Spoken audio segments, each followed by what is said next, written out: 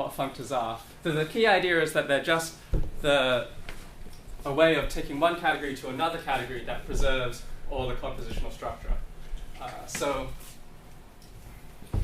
in particular, if posets are particular sorts of categories, the map that takes one poset to another that preserves the structure of a poset is a monotone map.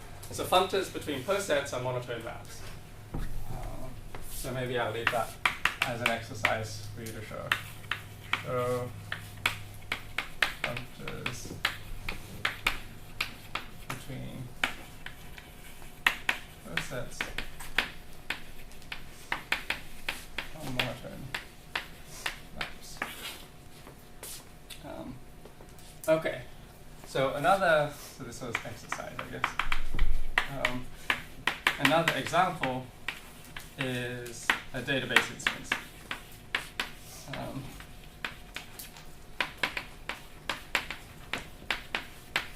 So a database instance is a functor.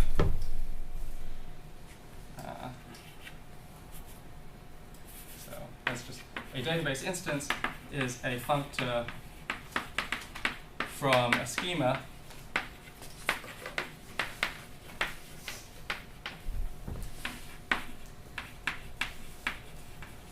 which we'll call S to the category set. So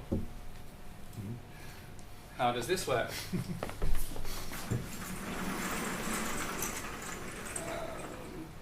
The other example is better, but I've screwed up the it's behind there. Well, the other example is behind here, yeah. Oh. But unfortunately, you can't see both at the same time. So, oh well, you can remember that sentence. A database instance is a functor from a database schema to set, right? So what does this mean? Here's my database schema. It's a category. So again, the objects are these points, the morphisms are paths, and then it has some composition rules that say when we compose certain paths, so certain paths are equal to certain other paths. Right? So this is a database instance. It is a way of filling out the database schema with not just this entity that is employees, but a list of actual employees. So to this object, a functor from this database schema to set will take each object and give me a set, right? Because they're the objects of the category set. So to the object employee, I have this set of 3 elements, namely the employee IDs. For department, I have this set of 2 departments. And for string, I get the set of all strings. Now, where do the arrows go? The arrows now go to functions between these sets. So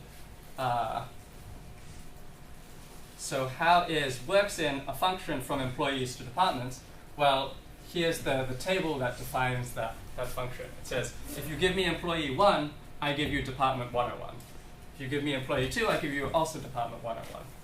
Similarly, we have a function, this arrow here, named this path in this category, gets mapped to a function from the set of employees to the set of strings.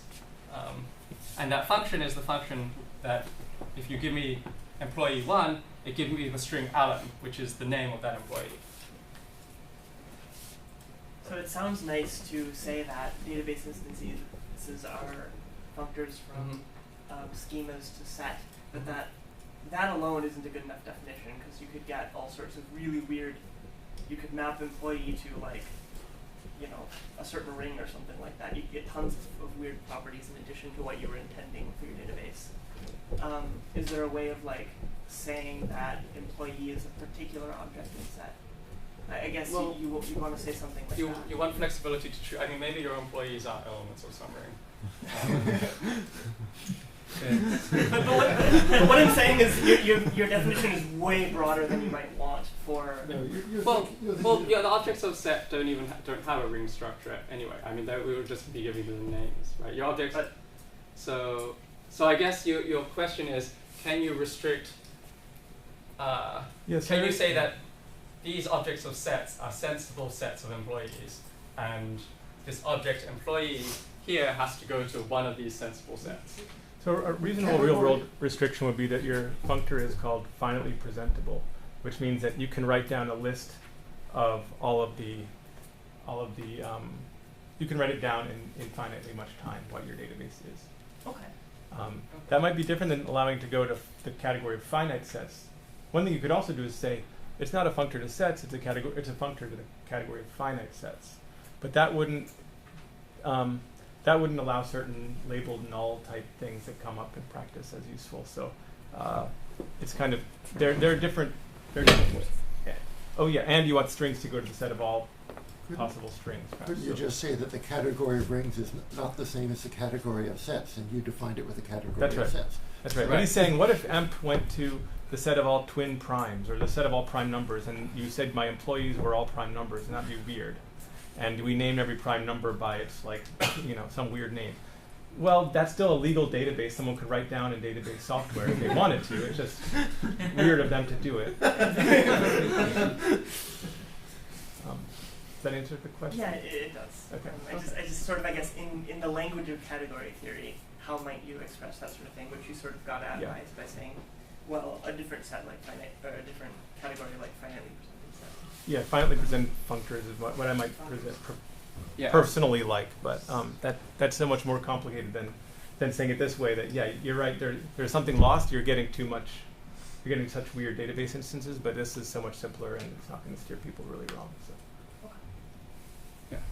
All right. Thanks. So I guess I should also say that this thing here is a functor, because again it maps every object over here to an object over here, and every morphism, every arrow to or in fact every path to a path over here. It has no real interesting, these are both sort of considered as free categories because we haven't written down any constraints, so there are no real interesting equations to check as far as this compositionality, this functionality condition, which I wrote a bit too small down the bottom here, goes. 10 minutes. 10 minutes? So we're going to stop 10 minutes early and, right, is that right? Yeah. I mean, sorry, he's going to stop talking 10 minutes early, and then we'll change gears a tiny bit.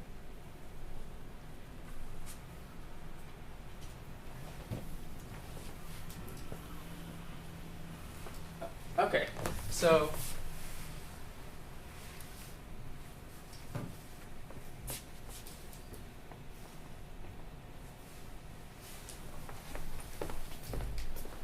the next thing I want to do is try and understand this this process of data migration as natural within the context of category theory. So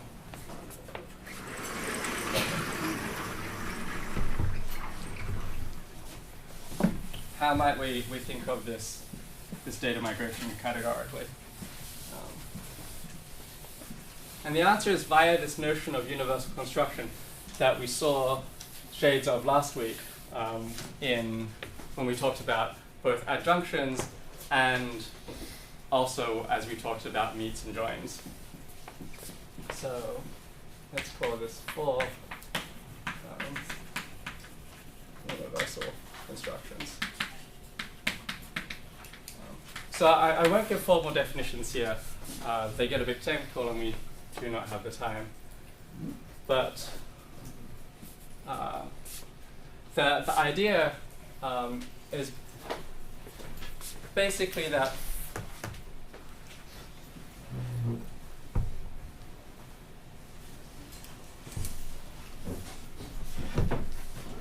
starting from certain collections of objects, we can say that other objects are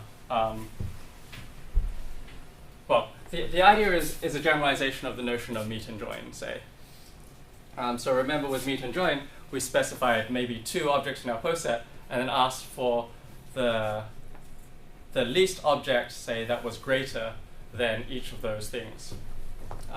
And so now we have a similar structure here, where we can talk about how certain objects are related to each other, but the structure is much richer. So in some sense, we want the being greater than something is the existence of maps into that object, and being the least one means that every time we have other arrangements of the sort, we have a map out. But I won't write that down. So the idea is just that well, I wanted to say that you'll see words like adjunction, which is the generalization of Galois connection, and then limits and co-limits, which are the generalization of ideas like meets and joins. And you will also see some notion called Kahn extension, which we haven't seen so far. But each of these ideas sort of can be subsumed in each of the others.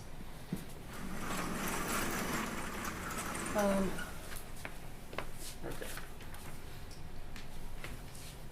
So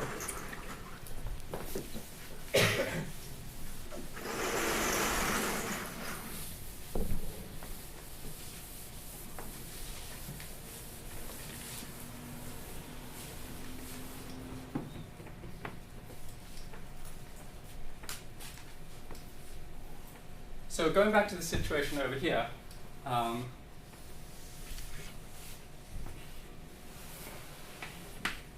if we let sort of S and T be database schemas,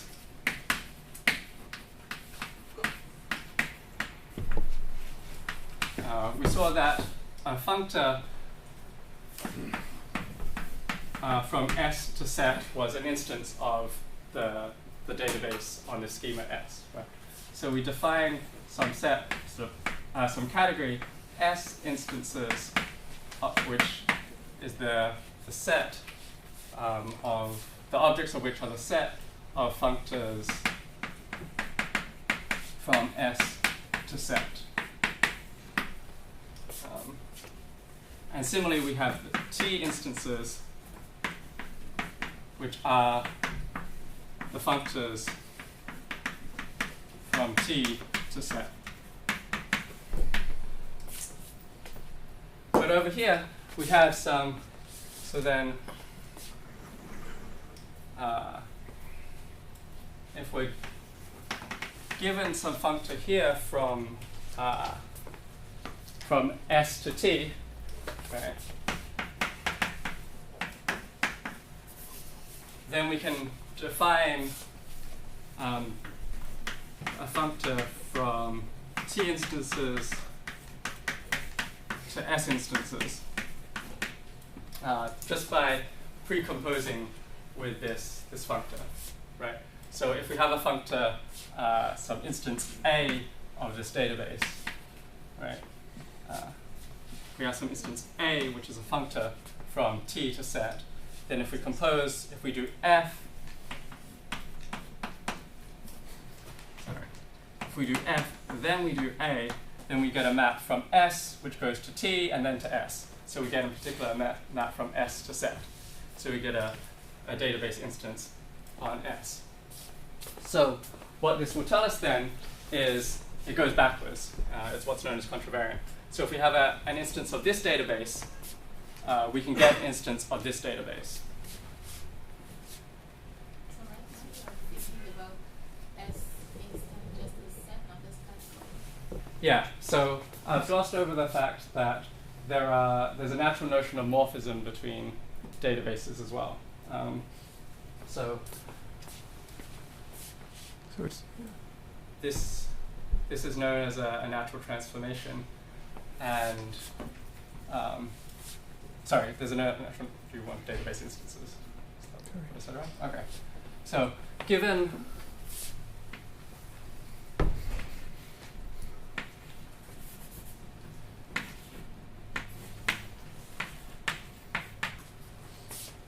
two database instances, let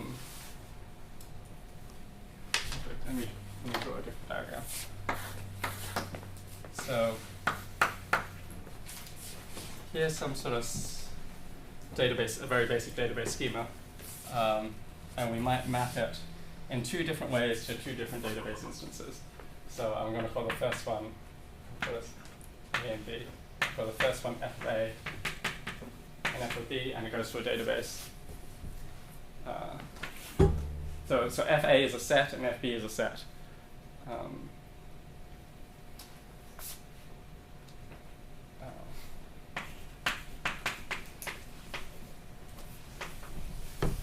Sorry, I don't think I can explain this in a given time. There's something called a database Yeah. homomorphism, and those are the morphisms. And mathematically, they're the natural transformations, if you know what that is. And if you don't, you can look it up or ask us after.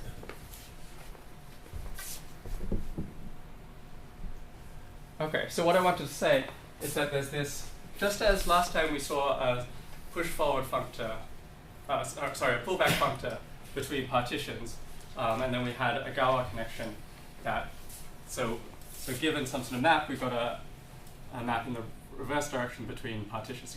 Okay. So last time we saw that if we had some set S and some set T, then we, given a map from S to T, we got a map from partitions on T to partitions on S. And then we call that the pullback map. And then as we got Galois connection, we got adjoints to that gave us from a partition on S, we could recover a partition on T. And this had a particular property called being a Galois connection. In a similar way, there's, between 2 database schemas, we have this notion of pulling back data from one schema to another along a functor. And generalizing this notion of a Galois connection to a junction, we can talk about deriving 2 special adjoint functors, a left adjoint and a right adjoint functor to that pullback functor. And these are known as sigma and pi. And so what we have here is an example of one of these adjoints called sigma, which takes basically does what we've seen in this example. It takes these 2 tables and takes the union of them. How am I going on time? About time. Okay. So let me sum up by saying that this is the sort of main point. There are all sorts of universal constructions that exist in sets. So somehow you can derive notions of intersection and union from the categorical properties in the category of sets. And these are well-known constructions to us and things that we would want to do in terms of databases. So the point being that when you phrase your understanding of databases in terms of functors to set, you can take advantage of this very natural language for talking about all these constructions in the categories of sets and use that to phrase the constructions you use in terms of databases. And this has been useful in practice for designing database software that has great properties in terms of safety and verification, which Ryan is going to talk about now, I guess. Yes. Cool. Thanks.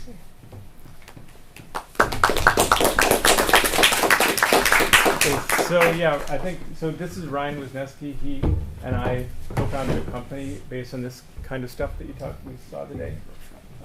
And he's going to just tell you briefly about how it looks in from the software point of view. And yeah, take it away, Ryan. Yes, so David and I started a company doing all this general abstract nonsense. Turns out it is useful in practice, provided you can work out all the computer science. So a lot of these constructions are wildly undecidable and non-computable on their face. They give you answers like your database is a set of all real numbers, stuff like that. So what David and I have been doing over the last 5 years, I don't know, long time, we've been working out the computer science side, and it turns out there's a lot of connections there to type theory, to relational database theory, to automated theorem proving, to SQL execution engines, all kinds of stuff. And there's actually a lot of research problems that are still open, so we're looking for people who want to collaborate with us. There are a whole bunch of projects that would be suitable for students, ranging this whole field. I should mention, I called it a company, but it's completely open source software right now. This is not proprietary stuff, so collaborating with us does not necessarily mean we're taking that and just making a ton of money off of it. We're right. You want to categorify database stuff. Yeah, so the open source aspect, students are good because David's still at MIT, and we've been grant funded so far, and if you go here you can actually download the tool and play with it. It will make a lot of this stuff more concrete. For example, you download the tool, load it up, and then you see something like this just listed in the tool, and you can play with it. It can do things like construct categories from these graphs. It's a great way to work through David's book on category theory, is using our database software that you can get here. But anyway, I'm going to stay here after the lecture today to talk to a few people who are interested about learning more. And this is my contact info, and here's all, here's where you can download it. And please, we want to hear from you. And yeah, did I miss anything? David? I don't think so. Steve? Yeah, so if we have problems like proving hundreds of thousands of theorems per second in order to check that when you run a query, it actually just it performs that query by proving thousands of theorems to say that something is exhaustive, or that certain functors really are functors and stuff. So these are the kinds of things we need to do, is prove hundreds of thousands of theorems per second. Yep. Yeah. Anyone who's interested in automated reasoning, automated theorem proving, type theory, functional programming, that kind of stuff. I hope it's a little more practical than Tarski's quantifier elimination. Ironically, that's the kind of technique we would use in the tool, like to make things computable. Like that's the It's decidable. Yeah. And it does work in practice. We took it to an insurance company, a chemistry department, all these places. It seems to be working. So something practical here. Like when we first started, we could do like 100 rows per minute or something like that. Yeah. And he's got it up to like 1 million rows per second or something. So that's what we mean by practical. Is you actually when Brendan and I write this kind of stuff on the board, we don't think at all about making this actually work in software, and Ryan does. So yeah, I think very very different challenge, but also a cool one, especially for people on the engineering side. Okay. Well, okay. Thanks. You guys. Thanks, Ryan. And so we're going to be alternating, not quite alternating lectures, but Brendan will teach some and I'll teach others. So yeah. And let us know if you have any questions by email. You have our email, and I'll put it on the board again.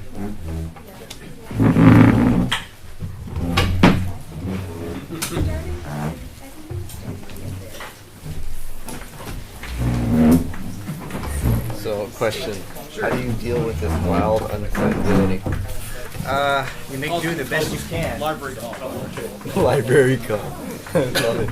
Is anybody else writing the software that you can make the library calls do that? Sort of. Like pieces of it, like SMT solvers and stuff like that.